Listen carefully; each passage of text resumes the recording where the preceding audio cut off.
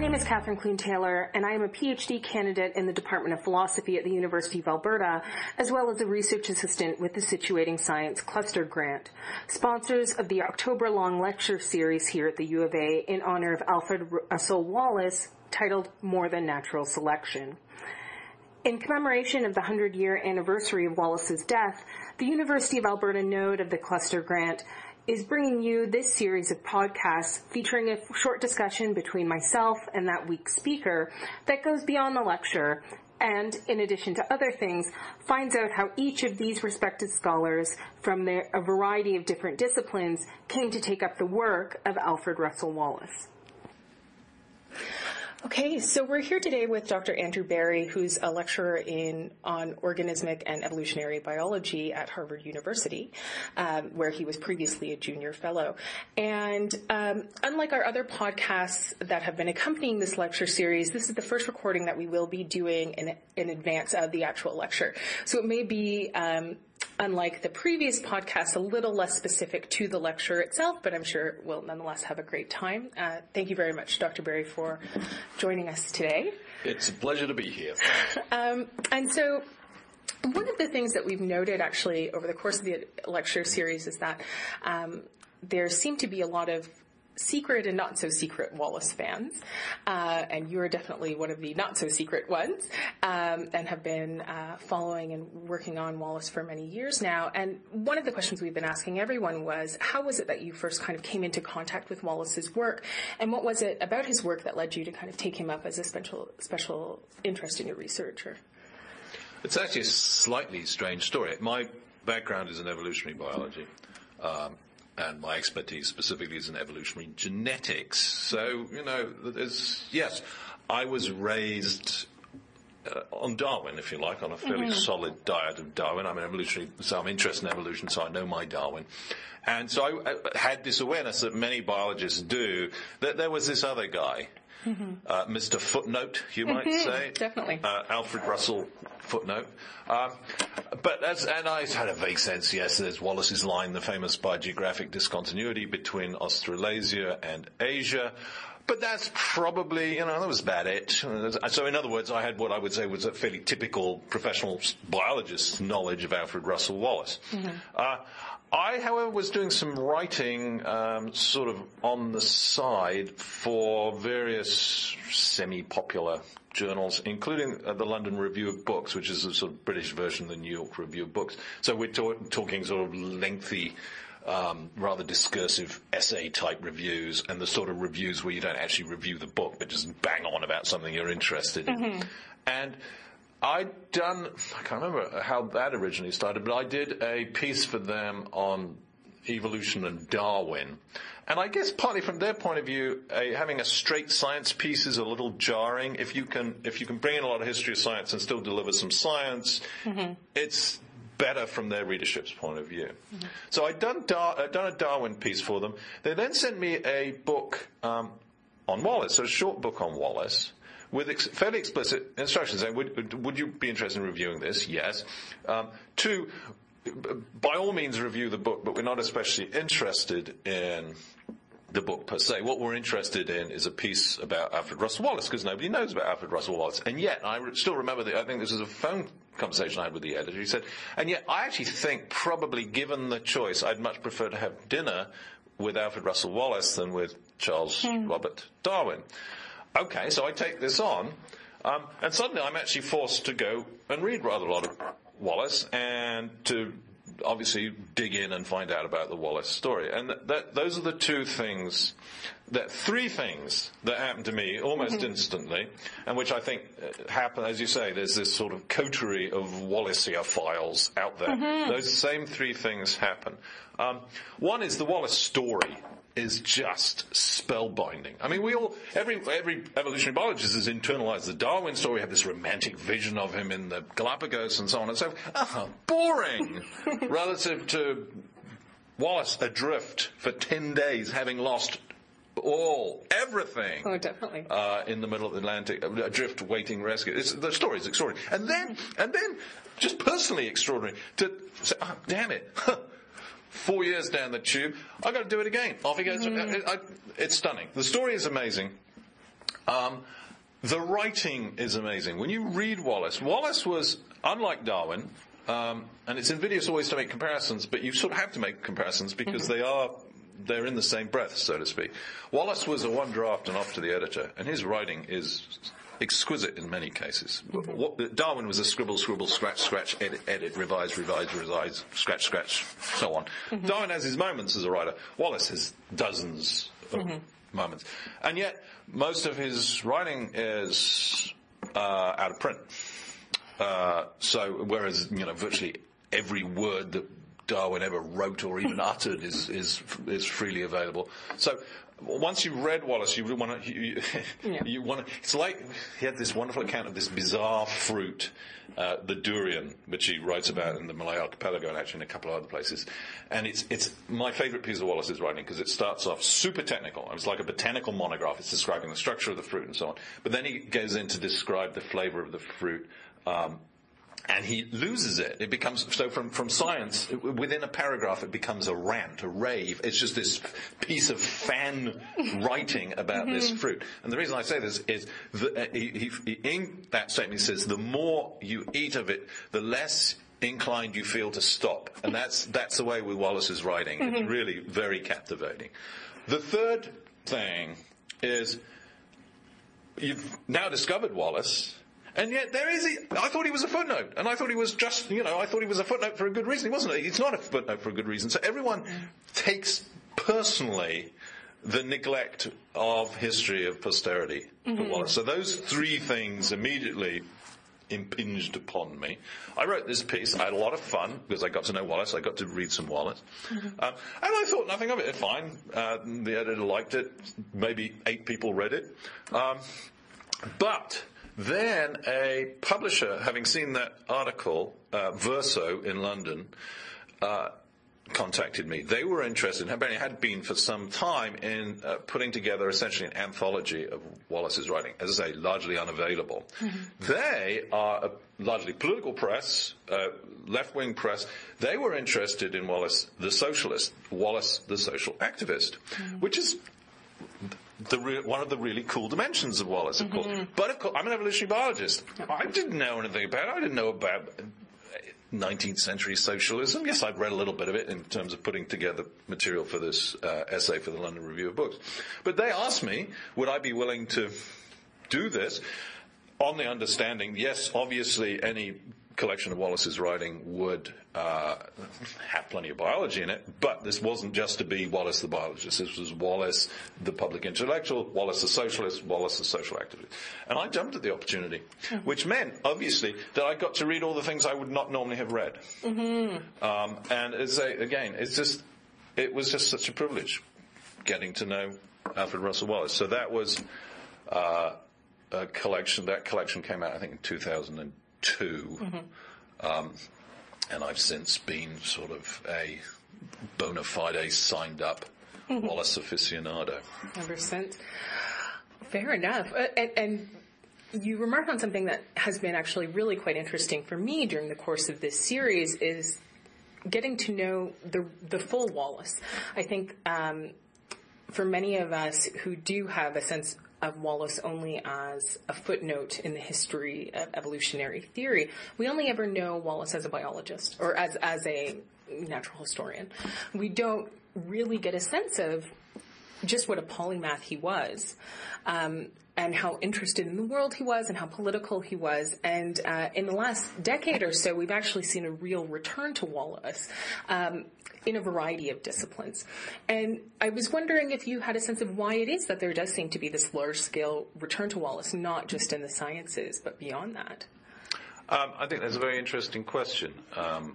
This guy's been neglected. There were no really major biographies. There was a 1964 biography. Whereas, again, and I'm sorry, it's the same comparison, every 18 months a new biography of Darwin would appear with new theories about why he was permanently ill. So you're absolutely right. From around about 2000, just after, so Peter Raby's biography came out, my anthology came out, Jane Camerini published an anthology, and now we've had since then 5 or 6 full biographies, and a lot, as you say, sort of satellite activity. Why is that? I don't have a very good answer to that. I do think that the history of science had focused for so long on Darwin that there was an element of Darwin fatigue is maybe an unfair term, but Darwin satiation.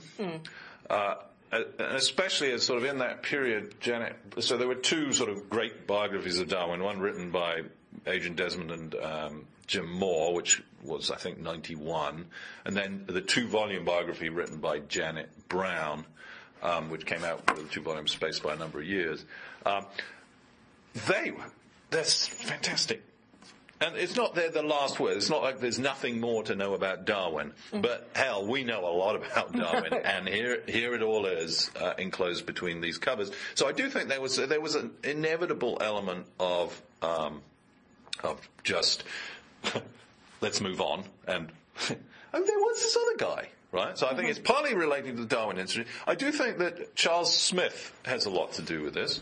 Charles Smith is he's a biographer by training, but he's a professional librarian at Western Kentucky University. And he, early on in the piece, became interested in Wallace, and really early on in the history of the web, he devised entirely single-handedly, as far as I'm aware, this project to put online literally as much Wallace material as he could get his hands on. And he set up this website. I don't know exactly when, but early by the standards of these attempts at sort of comprehensive web databasing. So suddenly, all these obscure, angry letters to the editor that Wallace wrote about socialism, his copious correspondence and outpourings on spiritualism, suddenly they're all there, available. You didn't have to go to a rare books library and go blind staring at microfilm or whatever, because Charles had put it up there. So I do think that the access to materials made an important difference. And I'd like to think that maybe there's been a bit of a shift in our expectation of scientists. I like to make the contrast between what Darwin did after The Origin of Species, which was knuckle down. Okay, he pumped out book after book after book, which was just consolidating, concretizing, developing, extending the themes that he'd introduced in The Origin of Species. Fantastic job in terms of consolidating his legacy. Wallace is the opposite. He gets back 1862 from Southeast Asia, and he goes ballistic. This is the public intellectual thing. You name it. If there's a cause that he's interested in, he's going to find out about it, and he's going to be publishing on it. He's going to be jumping up and down. He's going to be waving his arms about it, including in all sorts. And this is one of the problems with Wallace, with some problematic issues. He was very gullible, clearly, in terms of spiritualism. He wrote this beautiful statement about phrenology being the true science of mind. He assailed vaccination practice. This is cowpox to counter smallpox. Certainly, retrospectively, a lot of these causes are kind of wacky. But in a sense, that's the price you pay if you're going to be a publicly engaged intellectual. So I think maybe there was something of a shift from we want our scientists just to be scientists. We are interested in, here we are. We're in the era of disputed global warming. We're in the era where people think that eating so-called genetically modified food will turn them into, I don't know, fruit bats or something. We need scientists who are willing to, venture out of the lab and stand on a soapbox. And Wallace was preeminently that person. So I think maybe there's sort of an added allure associated with the fact that he is sort of almost a prototype in terms of a publicly engaged scientist. And you bring up the topic of a public intellectual, and I've actually been thinking about this for quite some time, and so it's been really interesting to kind of learn more about that side of Wallace, in part because, and you've written about this in your own work, While Wallace did want scientific recognition, he didn't really like a lot of attention. Like he didn't really go for kind of the pomp and circumstance, but at the same time, he was nonetheless very, very engaged. And one of the things that I found interesting in learning a little bit about you is that you've done work as well popularizing science, perhaps. Not, you might not want to be comfortable with the idea of public intellectual, but well, so I've worn a number of hats professionally. I've written what you would call popular books, and that's born of two things. One, I'm an educator. Okay, so my job is to lay out what might be complicated and messy concepts in a way, repack them in a way which my undergraduate audience can understand. Now, there's no a priori reason why I should limit that. If I've done the work to figure out how to communicate these ideas to a bunch of undergraduates sitting in the classroom in front of me, why don't I take that further? So that's one. I mean, as an educator, almost it follows that some kind of public engagement is a logical corollary. The second thing is I'm an evolutionary biologist. Evolutionary biology is unique amongst the sciences in being polemicized. Okay? And what's more, I come from Europe where we have a few, but the loony creationists aren't super frequent where I come from. No. And I come to the United States and it turns out, there's great states full of them. And even though I teach at a fancy schmancy, top-of-the-line Ivy League institution, every year students will come out, whether they're taking class from me or they just want to talk about it or whatever. I meet students who are full-ball creationists who believe that thinking about Darwin and Wallace and the idea of evolution is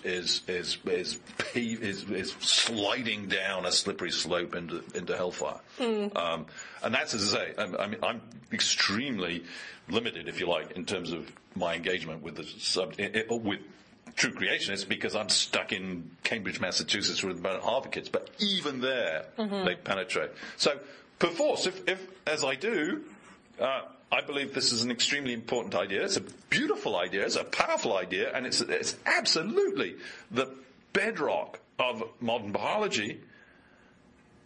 I've got to get out there and say, hello, this is not actually going to send you sliding down into hellfire. This is just a simple biological idea. It's an important idea. It needs to be, if you like, demystified, devilized, de-villainized. So as I say, I think probably my particular subdiscipline, evolutionary biology, it lends itself to public engagement because if you go give a public talk about what you're interested in, chances are somebody's going to stand up the back and tell you're a liar or full of rubbish. Yeah, it's interesting to me that actually I think there are certain issues which seem to lend themselves more obviously than others to public engagement, or academics undertaking public engagement, evolution, climate change. But one of the things that I've actually been kind of thinking about is that it's quite interesting. I don't think in North America we do really have a tradition of public intellectuals in the same way that you do, say, in Europe. In some way. And so... I mean, again, I would differentiate from within Europe. I mean, there's a very clear... I mean, you watch late-night television in France, and it's a bunch of eggheads having an argument about Hegel, right? I mean, that's very different from Britain, where it's a bunch of eggheads pretending they're down with football, having an argument about what you would call soccer. I mean, it's so... Right. And I would dispute that. I think there are plenty of people who have served that function in the... I mean, I'm thinking of my colleagues at Harvard, Steve Pinker. Love him or hate him, disagree with him or whatever. He's a smart guy who's out there, putting his opinions out there. He writes in an exquisite manner, in a very engaging manner. So, no, I would disagree. I think there is... whether there's a tradition of public intellectuals in this country. Well, Wallace toured... the United States and Canada, as she came to Canada, 1886 to 87, and he was giving lectures on 3 subjects. Classic public intellectual, going on the lecture tour, not quite the book tour, but close enough. Talking about spiritualism, talking about socialism, and about evolution. And actually, and it's a sort of an interesting twist, he didn't publish an Origin of Species. He always deferred to Darwin. He said, no, Darwin, I can't do any better. Darwin's done a fantastic job. Why would I bother? And yet, in the course of that American lecture, he's giving lectures on evolution. This is 86, so this is 4 years after Darwin has died. It's a long way down the road. People came up to him afterwards and said, look, I've read The Origin of Species, and I didn't get this, and I didn't get that, and I didn't get this, but I do now because you've cleared things up. You've really explained things very clearly in your lectures. Write them down, man. So he did. And so Darwinism, the name he chose for his book on evolution,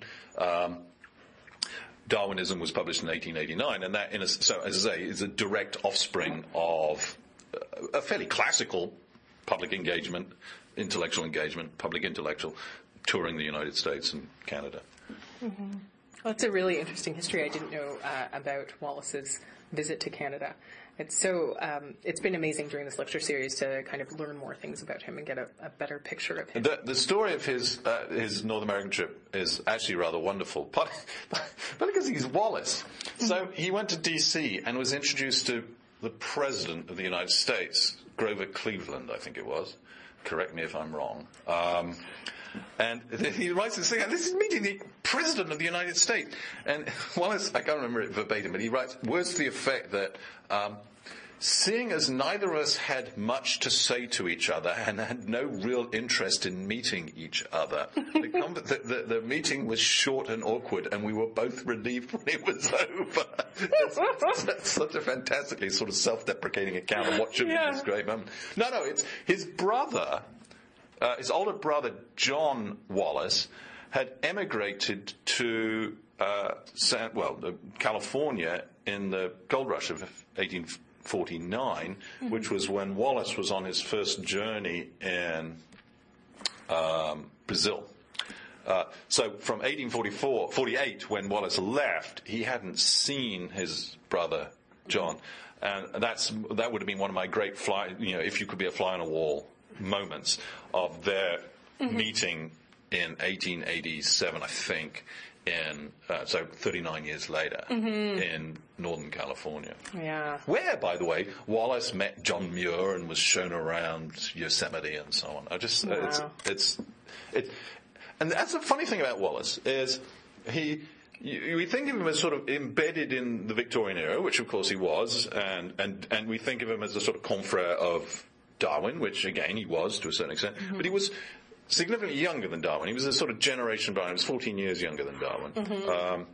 And he died the year before World War One. I mean, he really was. He was. Yes, he was a product of the 19th century, but he was very much part of the 20th century as well. And we tend to think of him. I think, or I at least tend to think of him as more Victorian, more antique than in reality he was. Well, thank you so much for joining us today, Dr. Barry. And just before we finish up, I was wondering if you had any final thoughts or any last words on Wallace that you'd like to share. Absolutely. And this applies to my lecture as well and to this podcast. Well, you've got to the end of the podcast, so you've listened to it. I say, don't listen to the podcast. Don't go and watch my bloody lecture. What you should be doing is reading Wallace. And Wallace is easy to find. As I say, John Van Wy now has a big site where he's got a lot of Wallace material. Charles Smith's site is still a comprehensive database of basically most of what Wallace published. It's easy to find. Go find a copy of the Malay Archipelago. His wonderful, wonderful travel book. 8 years of adventure and discovery. And the final thing I want to say, because I think it's really interesting, I think it says a lot about Wallace. Wallace published two great, famous papers in the history of science during that period, 8 years in Southeast Asia. The first is the so-called Sarawak Law, which was sort of half of the theory of evolution. It was sort of the idea of what Darwin called descent with modification without natural selection, so nothing in training that changed the descent with modification to adaptive, to useful ends. Then, of course, famously in 1858, the paper he sent from Ternate to Darwin, and that's the second part of the theory of evolution by natural selection. This is natural selection. Now, big, right? Big. And he knows this because he's absolutely thrilled when he hears word that he's ended up being co-publishing in this slightly weird arrangement that Darwin's colleagues are created to preserve Darwin's precedents. So we have this joint publication, the theory enunciated twice in side-by-side papers, one by Wallace and one by Darwin. Wallace is absolutely thrilled, and he knows this is his ticket to the big time. Because Darwin's famous, okay? So finally he's gone from being this lowly collector, guy who was just making a living selling specimens, to what he wanted to be, which was a contributor, a scientist, a member of the scientific establishment. So he knows this idea is big. There's no getting away from it. And yet, in the, 600 pages of the Malay Archipelago, there is not one mention of the development of those ideas. Not one mention. It's almost pathological. That's it for this week's podcast. Thanks so much to both our guests and to you for joining us. For more information on the Situating Science Cluster Grant or on the Wallace Lecture Series speakers and their talks, please visit us online at www.situsci, that's SITUSCI.ca.